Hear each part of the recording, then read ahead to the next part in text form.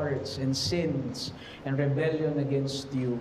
Ngunit salamat dahil ang salita mo rin, after it shows us kung ano kami sa iyong harapan, it pierces us and it hammers us.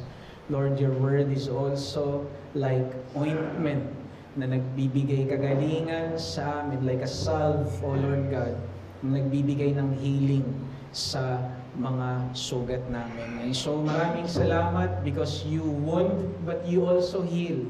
And we pray, O Lord God, that indeed the Holy Spirit would wound us this morning for the intention of healing us and showing us, O Lord God, that true joy comes only in our reliance and in our savoring in obedience of your words. And so, O Lord, may the word unite your people. Pag-isahin mo kami, patatagin mo kami, at kami po, Panginoon, ay dalhin mo sa isang rallying point. At ito lamang ang iyong salita. Ito po ang aming pasasalamat sa pangalan ni Kristo Jesus. Amen. Mga kapatid, tayo po ay nasa verse 10 to 14 na ng ating series 1 Corinthians chapter 16. So kung maaalala niyo po, tinalakay po natin ito nung nakaraang linggo at we went through 2 sermons already from verses 1 to 9 at hinati natin to ng verse 1 to 4 at yung isa naman ay verse 5 to 9 at ngayon ang ating focus ay nasa verse 10 to 14. Okay lang kung yung mic na lang muna. Okay lang. Kung may problem.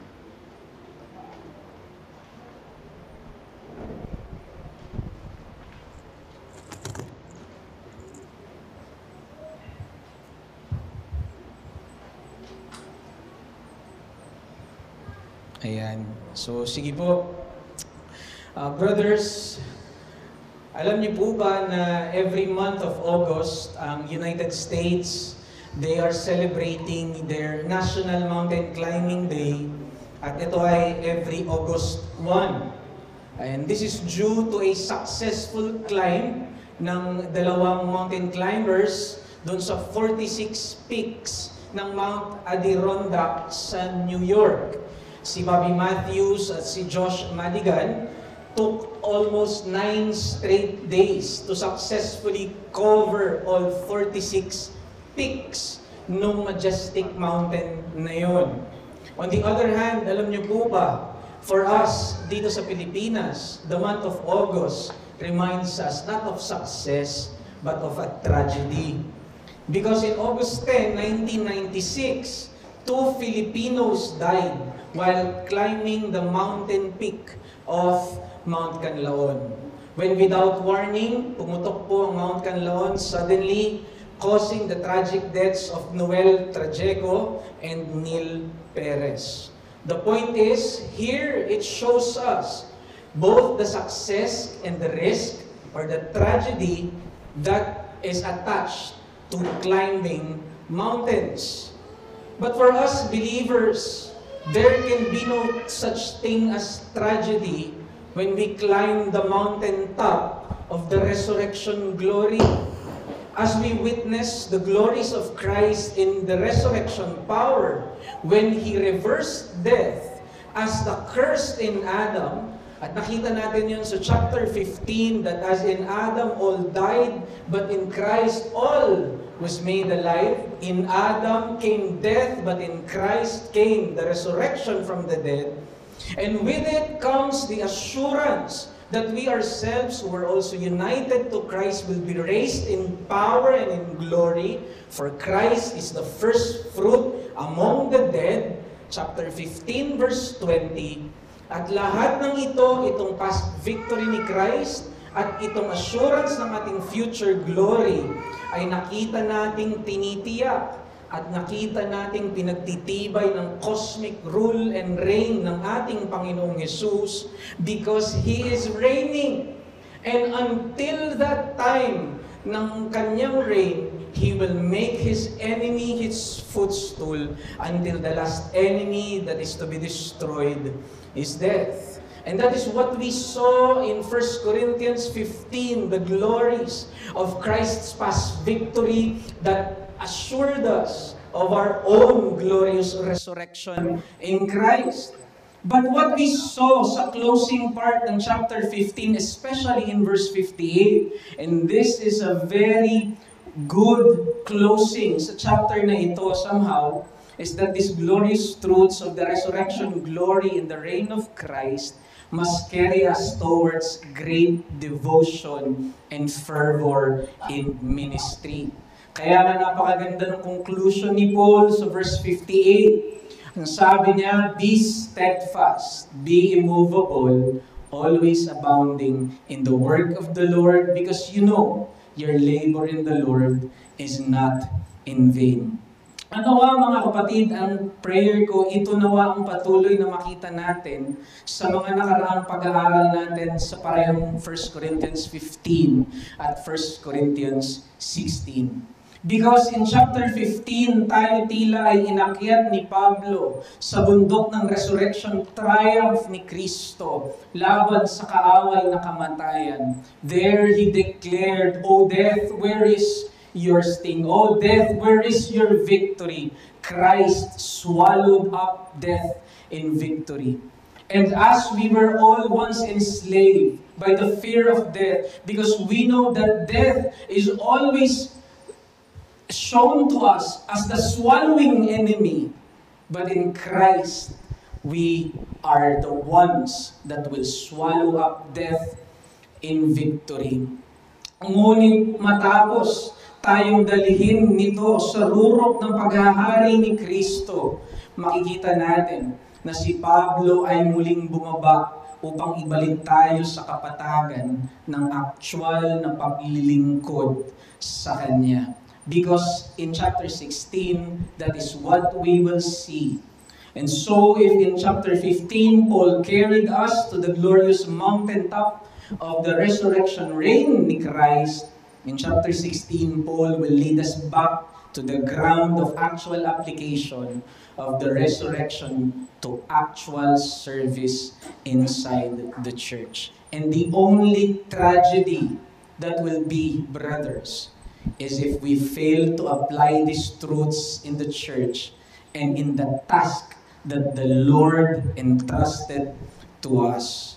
Because, brothers, there remains a task unfinished that we must strive to labor for until as we wait for that future resurrection power.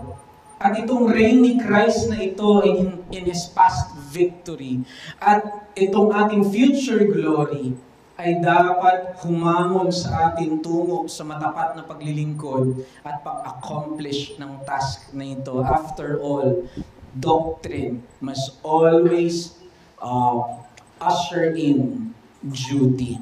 Laging ang theology natin ay dapat nagkakaroon ng actual na aplikasyon sa ating paglilingkod kay Kristo. Surely we saw the majestic views of Christ's kingly rule in His resurrection, but certainly we must come down to the earth of practical churchmanship.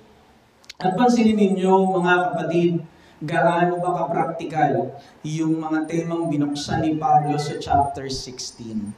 First, anong sabi niya sa verse 1, chapter 16? Now concerning the collections. And you cannot get more practical than that. And nakita natin last time na pinag-usapan natin ito, that the gracious rule of Christ, therefore, will compel conquered hearts to willingly participate in the kingdom ministry of giving. At nakita natin na kung tayo ay may mga binagong puso at pinaghaharian na ni Kristo, ay babaguhin nito yung ating mga motibo at method sa pagbibigay. Dati, afterthought ang giving, pero nakita natin dapat pala ang giving ay planned, pinaghahandaan at hindi biglaan. At nakita rin natin na ang dapat ang pagbibigay, ang motibo ay hindi po manipulative, na magbibigay ako para pagpalain. Rather, ito ay responsive as how God prospered you. Ngunit yung sumunod doon is in chapter 16, verse 5 to 9, sabi ni Pablo naman sa kanila, I plan to visit you after passing through Macedonia because I want to spend time with you. And nakita natin dito, therefore, that the gracious rule of Christ will also compel conquered hearts to be devoted in the ministries inside the church. And nakita natin na kapag tayo pala ay tunay na sinakop at si Kristo ay naghahari na sa ating mga buhay, papahalagahan natin at magkakaroon tayo ng debosyon sa mga ministeryo sa loob ng iglesia. At nakita natin dalawa ito, dedication and preparation. Dedication, we make time for ministry, and preparation, we make plans for ministry. But here in verse 10 to 14, ang makikita po naman natin ngayon ay yung ayon sa maluwalhating paghahari ni Kristo, ay hahamunin pa rin tayo ni Pablo na dapat magkaroon naman ng maigting na paggalang at buong pusong pagpapasakop sa mga manggagawa at mga ministers mismo natin sa loob ng iglesia. And that is very practical. At makikita natin ito sa katauhan ng isang batang pastor o manggagawa na nagngangalang si Timoteo. At binanggit niya ni Pablo si Timoteo sa kanyang sulat as someone that will visit Corinth. Dahil nandun pa siya sa Ephesus. Kung maalala ninyo, he will go on through, pwede siyang mag-travel by two ways, by land or by sea, dun sa Aegean Sea. Pero nag-decide siya na magta-travel siya by land. And so kailangan niya mag-pass through doon sa Macedonia, sa Ephesus, at habang nandun siya, hindi muna siya tutuloy sa Corinth, at ang isisend muna niya at ang mauuna ay si Timoteo. Timothy, will be someone who will visit Corinth on Paul's behalf to remind them of his ways in the Lord. And kung maaalala nyo, sinabi niya ito sa 1 Corinthians chapter 4 verse 17 when he said, "For this reason I have sent you Timothy, who is my beloved and faithful child in the Lord, and he will remind you of my ways which are in Christ." At binanggit niya ito sa gitna ng matinding division and pride sa loob ng Korinto. Remember in chapter 4 to 5, this is something that they were dealing with because there was division among them and pride among them. Nagpapataasan sila sa isa't isa and there is partisanship. And Paul is saying, I will send you someone that is living out and modeling my very example that I am teaching among the churches, and his name is Timothy.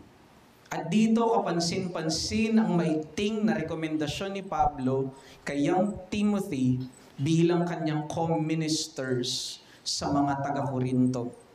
Pinanganhik ni Pablo sa kanila na dapat nilang tulungan at dapat nilang pasakupan si Timoteo bilang kanilang lingkod din sa Panginoon kung paanong nilang pinasasakupan at ginagalang si Apostol Pablo. And that is why in verse 10, sa binasa natin kanina, ang sabi doon ni Pablo, see that no one intimidates him.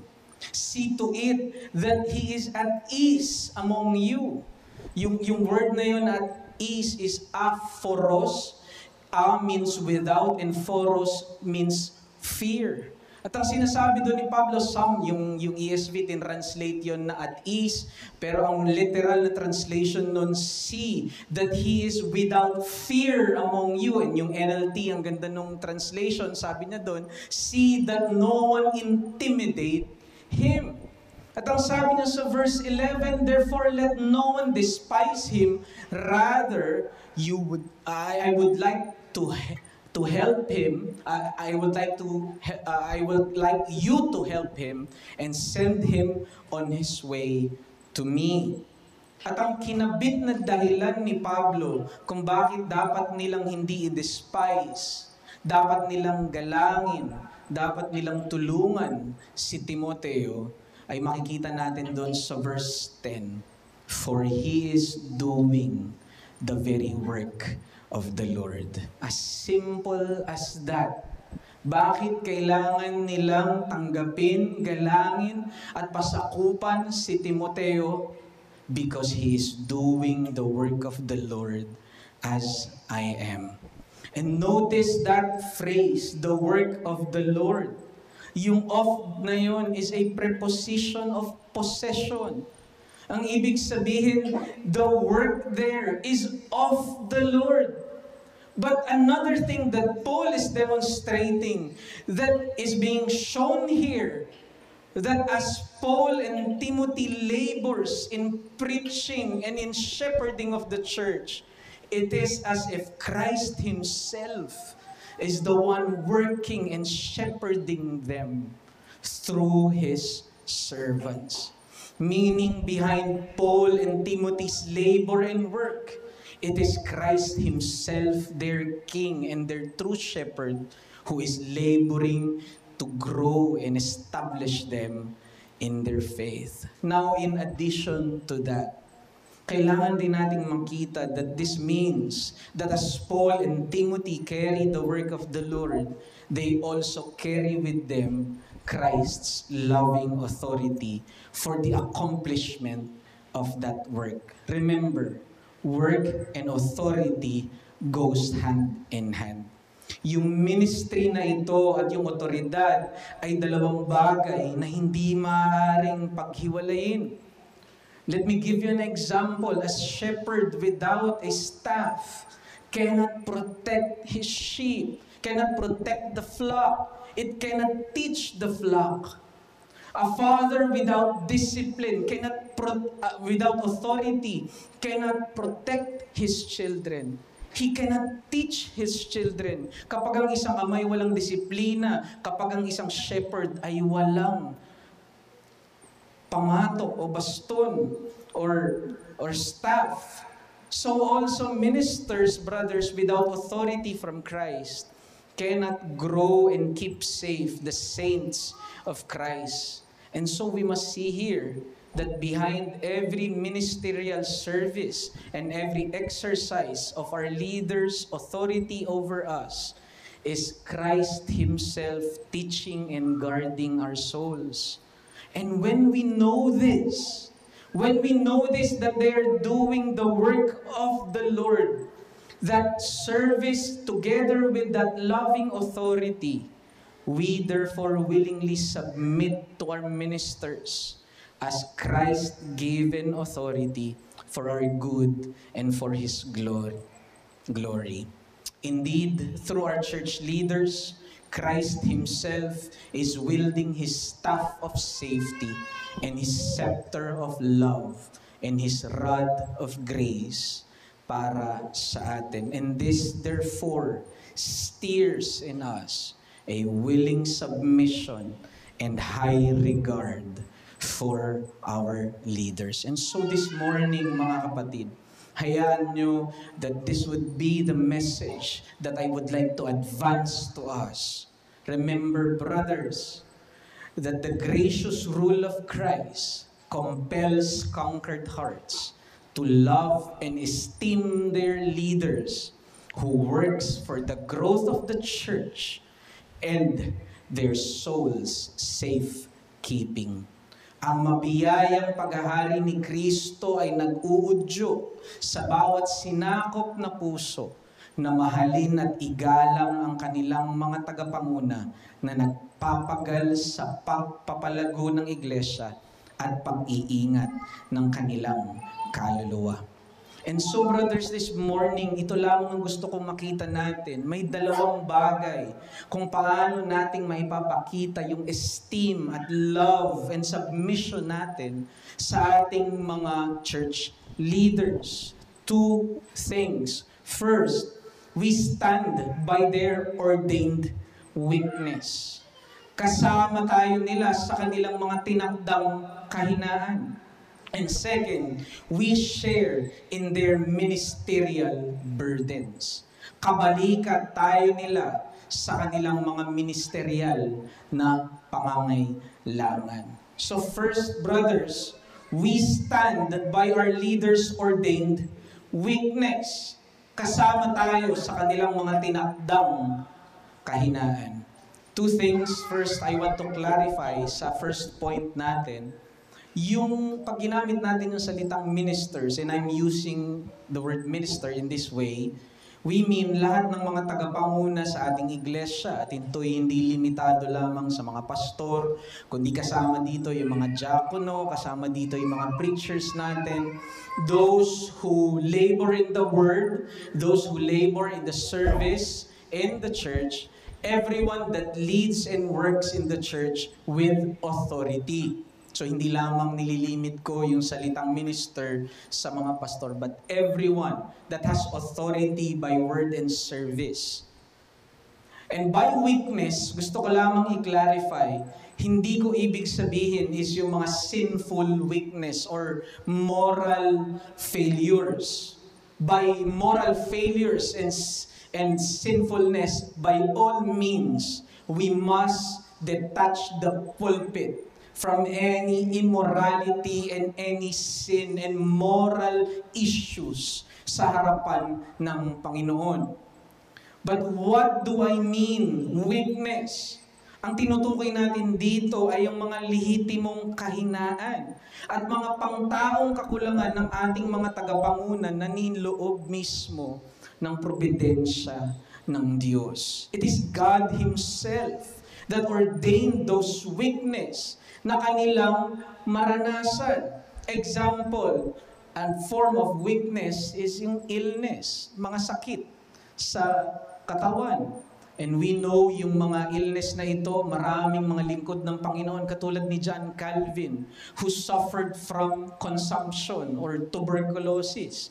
And even si David Brainerd, na isang napakakilalang misyonaryo at napakasipag na misyonaryo, he himself suffered with the frailty of his body and he died early sa kanyang paglilingkod sa Panginoon.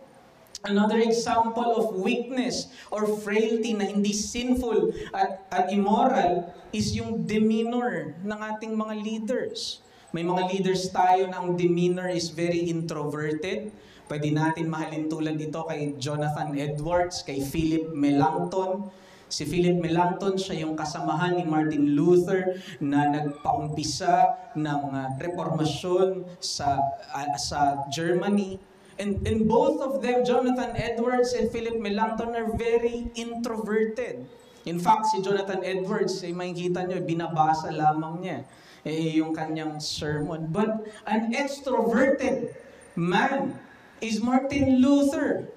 Kaya nga napakatindi nung kanilang pagkikita ni Ulrich Zwingli, nung kanilang dinidiscuss yung Reformation, pagdating doon, nag-agree sila lahat, pero pagdating doon sa Lord's Supper, ang sabi ni Martin Luther, "This is my body. This is the blood of the covenant." At hinampas niya yung table at tumayo siya at umalis. And so those are what we call maybe preferential weakness. Some of us would prefer a Jonathan Edwards, a Philip Melanchthon, pero yung iba naman would prefer a Martin Luther. But another example ng isang weakness na makikita natin dito sa text natin na hindi immoral is yung age o yung tinatawag na pagiging inexperienced. And that is something na meron si young Timothy. Scholars agree that Timothy was certainly a very young minister when he accompanied Apostle Paul sa kanyang ministeryo. Alam niyo po kung bakit? Dahil ang pagitan po ng 1 Corinthians at ng 1 Timothy ay 8 taon. And remember, ano po yung kilalang verse sa 1 Timothy chapter 4, verse 12? Anong sabi ni Pablo kay Timothy? "Do not let anyone despise you for your youth." And just imagine, 8 taon na yung nakalipas, ang sabi pa rin ni Pablo kay Timoteo, "Do not let anyone despise you for your youth." And that shows us kung gaano kabata pa si Timoteo nung siya ay naglilingkod sa Panginoon. And this could have invited despising from the churches to young Timothy. At yan yung sinabi ni Pablo sa mga taga-Korinto, let no one despise him. At kung titignan natin in 2 Corinthians chapter 10, verse 10, Paul himself had a share of this despising from the Corinthians. Paul himself, an apostle, was despised for a weak demeanor and a weak speech.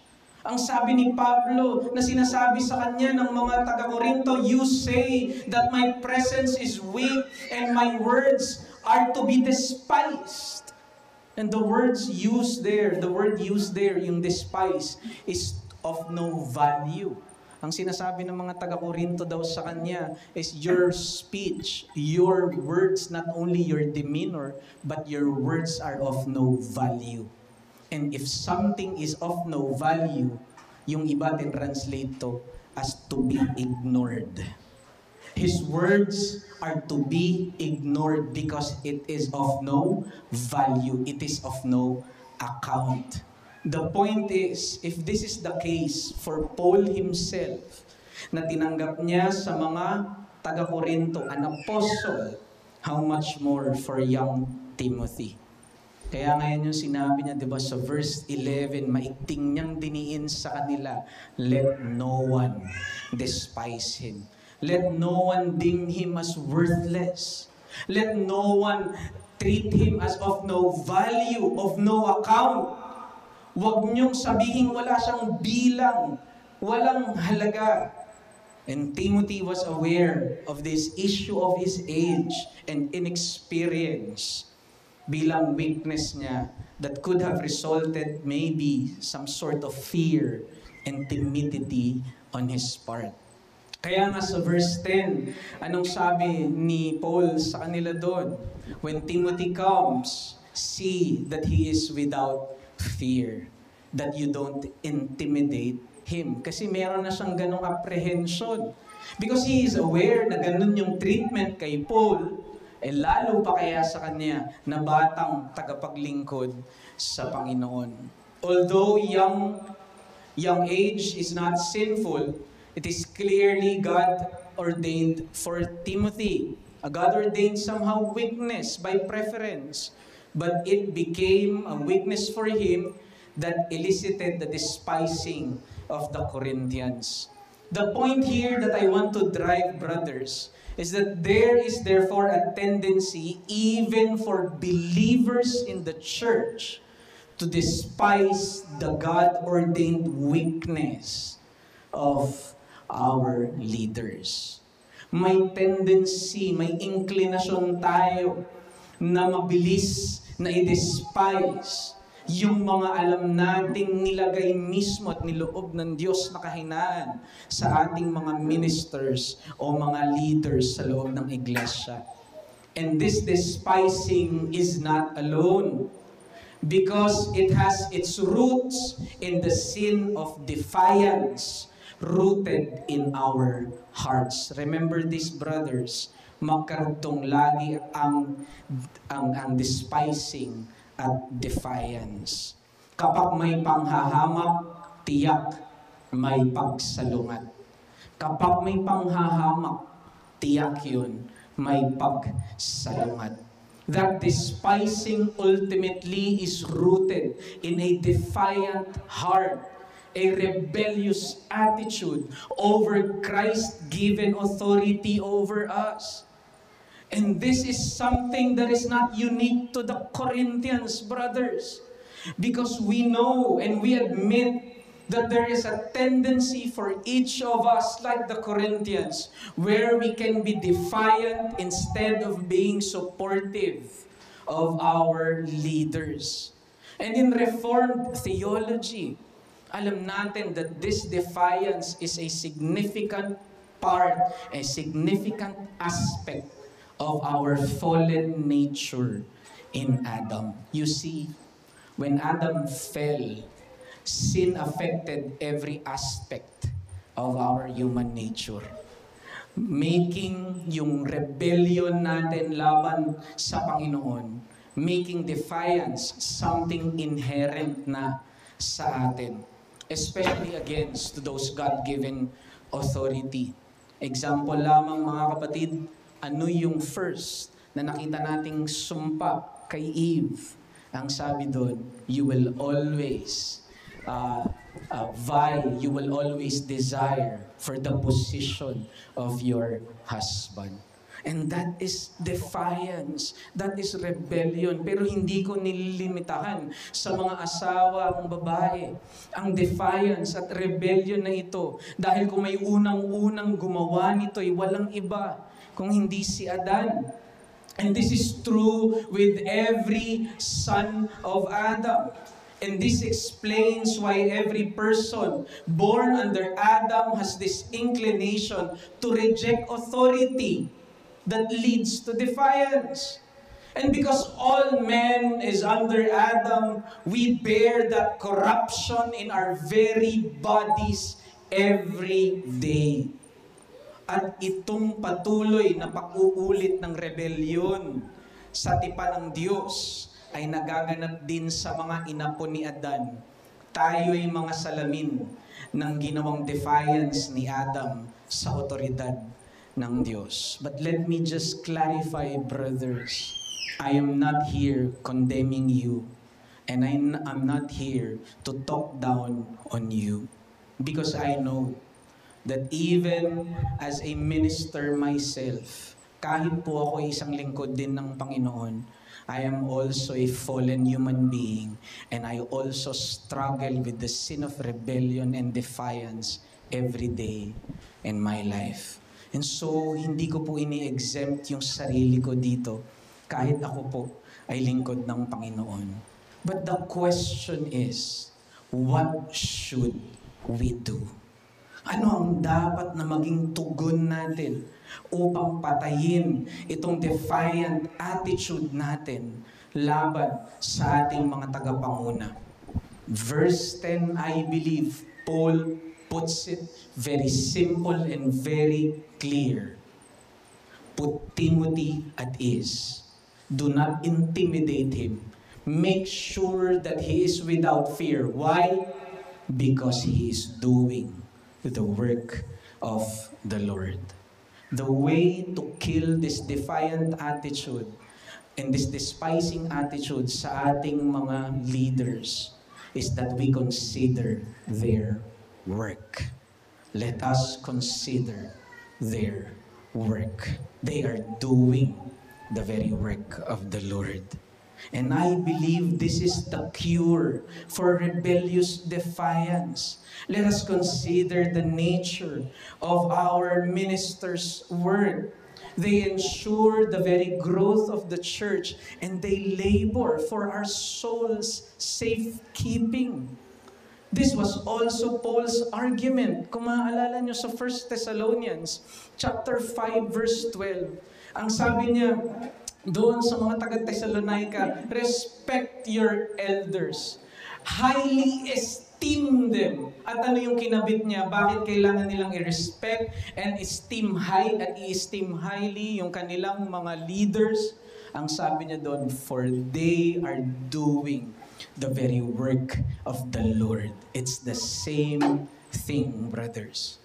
And interestingly, yung word po na yun na esteem, I believe is crucial because it shows kung saan pala natin dapat sukatin ang ating mga manggagawa sa loob ng iglesia para maging pundasyon ng ating pagpapasakop. The word esteem also shows us yung connection niya sa word na estimation. Hindi natin mapaghihiwala yung word na esteem at estimation. It means appraisal. It means panukat. At ito'y sinasabi ni Pablo, sukatin nyo sila ayon sa kanilang tuntunin kay Kristo at hindi ayon sa kahinaang nakikita natin sa kanila. Sa mga kakulangan na nakikita natin sa kanila, may we not esteem them according to their weakness, but may we esteem them because they're doing the very work of the Lord. Ang sinasabi dito ni Pablo, mga kapatid, ito dapat ang kategorya kung saan dapat nating sukatin ang mga tagapanguna natin upang tayo ay magalak at nagpapakumbabang magpasakop sa kanilang otoridad at gawain. Ito din ba, mga kapatid, ang sukatan ng paggalang at submission mo sa iyong mga tagapanguna sa iglesia? Sa kanila bang gawain at mataas na tuntunin kay Kristo? Is this the category that you are estimating them and appraising them? Or you are appraising them dun sa category ng kanilang weakness? Brothers, we respect our political leaders, for they lead our country either for good or ill. We stand by them, although we know na hindi sa lahat ng bagay we will always agree sa mga agendas nila. And this is Christian Politics 101, Romans 13. Be subject to the governing authorities, for they are God's servant for your good. But brothers, if we can render respect for such men, whom we do not know if they are faithfully doing God's word. Because we know these politicians, hindi ko po nilalahat, but most of them, ginagawa ito for money, for fame, power, and corruptions. But how much more our church leaders, whom we know works faithfully, who cares for us sincerely, who prays for us tirelessly, and who labors incessantly for the soul agenda, that our souls will be placed in the very good hands of God and in the very safe keeping of Christ. Hindi po ba higit na deserving ng ating paggalang at submission ang ating mga church leaders, even in their ordained weaknesses? And so I believe the very good challenge for us this morning is let us nurture in our hearts high regard for our leaders. Let us esteem them highly because of their work. And let us also stand by their side, especially in their weakness. At hindi ito moral issue, inuulit ko, kung ang weakness ng mga leaders natin ay hindi makasalanan at moral na kahinaan, then let us stand by their side. Let us draw close to them in support. While others leave and despise them, let us stand by them even in these frailties. Brothers, may our posture towards our church leaders be that of alliance, standing by their side and not defiance, and standing opposed to them, to stand by them and not to stand against them. Alliance with them and not defiance. Brothers, when Hitler vied for world domination, alam niyo po, pumili siya ng kanyang ally. Alam niyo po kung anong bansa? Italy. And Italy was one of the reasons why Hitler failed. He suffered tremendously. Alam niyo po, yung economy ng Italy ay sobrang hina noong World War II. In fact, nag-result ito sa mga inferior weaponries nila. Kaya every time mag-engage sila sa warfare, lagi silang talo. So magpapadala naman si Hitler ng backup. At hindi lang po yun, yung kanilang mga general at mga soldiers, they were all inexperienced.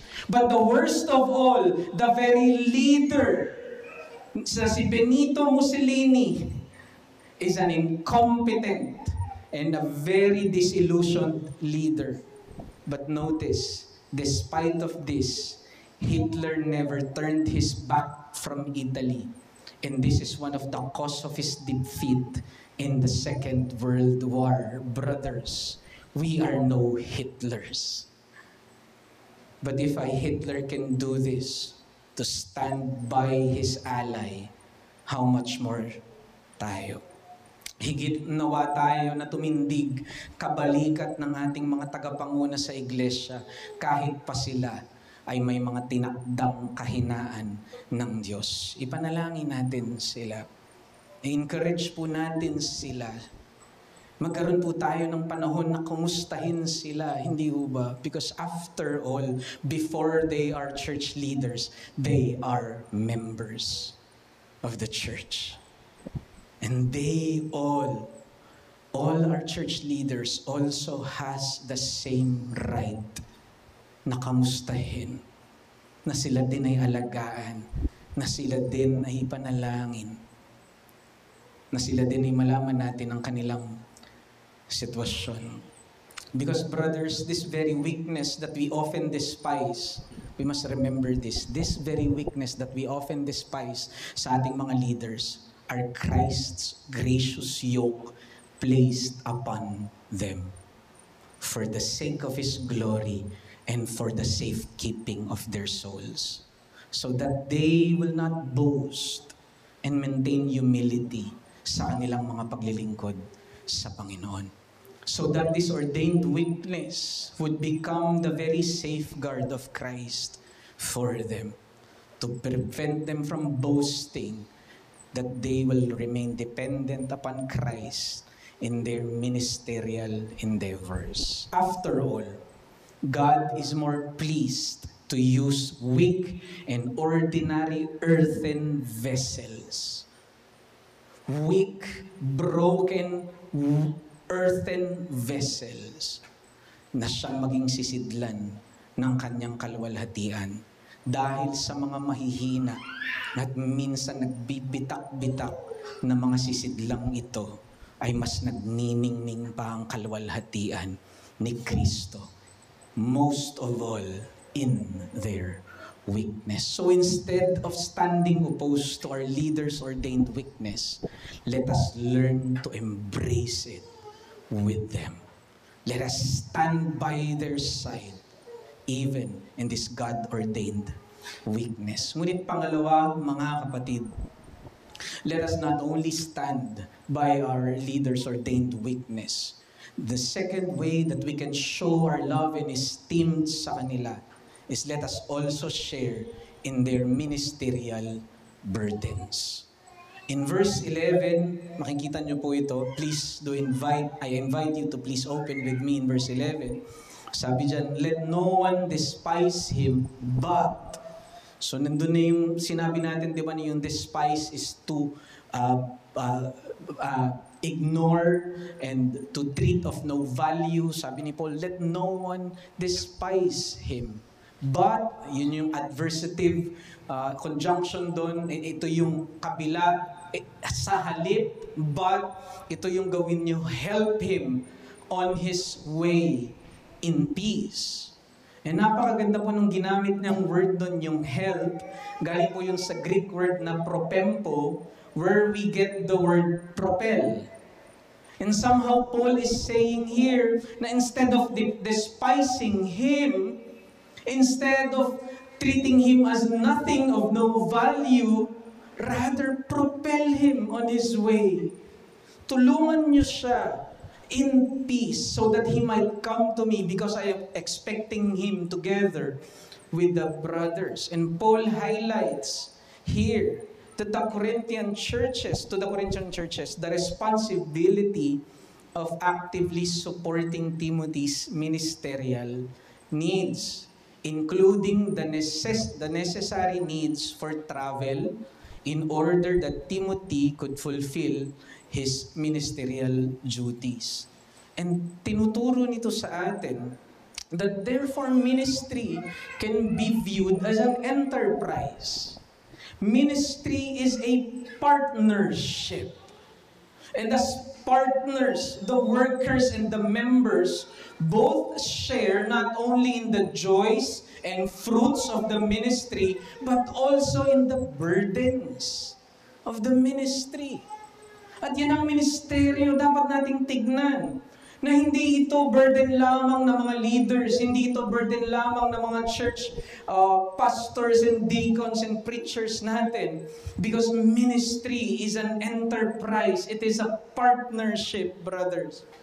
And therefore, the lesson that we can learn here is that the church, as the workers, partner in ministry, tayo na iglesia bilang partner ng mga tagapaglingkod natin sa ministeryo has the lifting responsibility of ensuring our workers have enough resources to continue their work without hindrance. At yun yung sinabi niya doon, in peace. So that you might help him on his way in peace. That he would not be hindered anymore. Brothers, our workers face this task unfinished. But they need partners that can share these ministerial burdens with them. And they cannot shoulder this alone. And so, I believe, napaka-crucial that as our ministries, that as our ministers and church workers plunge the very depths of hell, we must hold the rope for them. Kung sila ay bababa dun sa balon ng impyerno para magsakripisyo at gawin ang ministeryo ng Panginoon, sana naroon tayo na hawakan yung lubid nila upang sila doon ay patuloy na makapaglingkod sa Panginoon. Brothers, ministry will involve financial stress and will demand material resources. Alam natin yun. That ministry will demand material and financial resources, but by sharing in our workers' ministerial burdens through material support, we help them lift the pressures that might distract them from their spiritual duties. Brothers, kapag iniwan natin sa mga ministers natin yung kanilang sariling mga financial and material needs, they will become secularized. And then this is coming from a man na once pinili ko na maging bivocational. Pero nakita ko yung difference nun, mga kapatid. Na kapag sobra ang minister doon sa pag-iisip pa sa kanyang sariling pangangailangan at kanyang pamilya, there's a tendency na ma-draw siya away from his spiritual duties. And he would focus all the more doon sa mga material and financial things. Hence, the downfall of many pastors right now, mga financial problems. Pastor na humahawak ng pera ng iglesia, pastor na malaki ang kinukuha, inuutang, hindi binabayaran, and what not, brothers. Because why? Walang bumitbit at nakibalikat sa kanila doon sa task ng material support. And the result of this, what is the result of this, brothers? Kapag tayo ay nagkaroon ng partnership together with the workers, kapag naging tapat tayo sa ating part as a church, well, this sharing and partnership, this builds upon and reinforces the unity of the church in Christ. And that is the beautiful dynamics na dinudulot nitong partnership na ito. Kasi mas pinagtitibay nito ngayon ng pagkakaisa sa loob ng iglesia at nabibigyan ng kapurihan ang Panginoon. Brothers, let me end with Exodus 17. I'm reminded of Moses.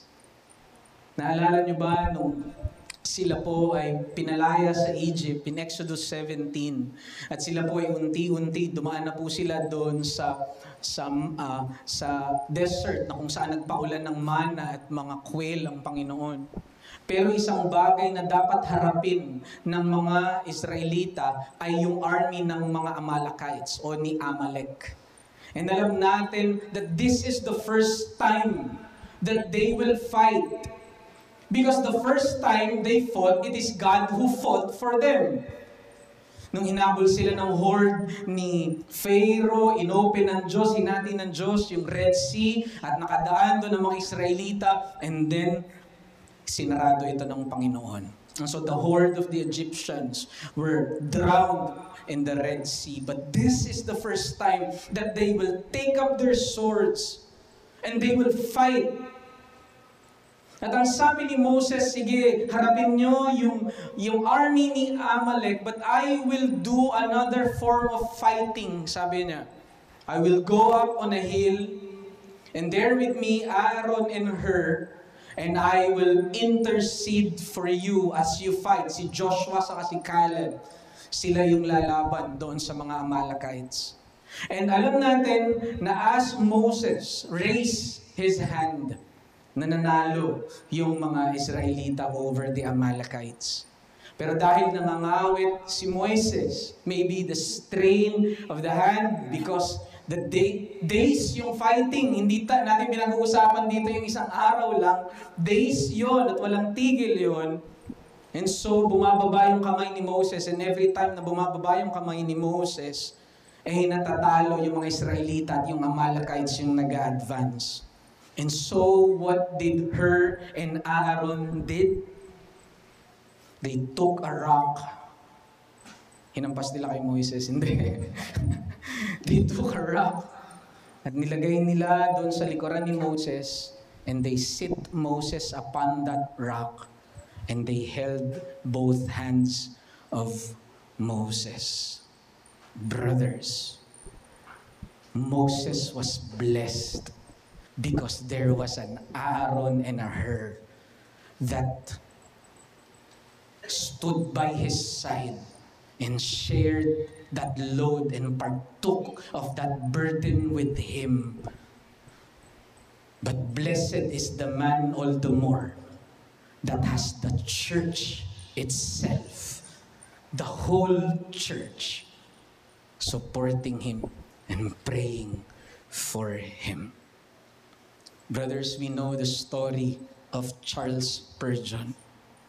Nung maraming pumupunta sa kanyang iglesia, and they were inquiring, bakit ganon yung paglago ng church ng Metropolitan? And dinala sila ni Spurgeon doon sa boiling room. And bakit kaya ganon yung tawag nila? Because there, in the boiling room, is where the heat comes from. And it comes from the very members of the church praying for their pastors and church leaders that are preaching Sunday in and Sunday out. Blessed is the man who has not only Aaron and Hur by his side, but the whole church itself. And so, brothers, masasabi natin that sharing in the financial needs and standing by the side of even the ordained weakness of our elders, ito yung paraan ng pagpapakita natin ng love and esteem and submission natin sa ating mga church leaders. We are called to support our workers so that they can continue the work of the Lord. Let us be generous and faithful to them as also partners in the ministry. So brothers, in light of God's rule and reign over us, in His resurrection power, if we say that Christ is indeed reigning over Reformed Baptist Church of Malabon, let us stand by the ordained weakness of our church leaders, and let us share in the ministerial burdens of our church workers. Tayo mga kapatid ay magwakas sa pananalangin. O aming Diyos, kami po ay nagpapasalamat sapagkat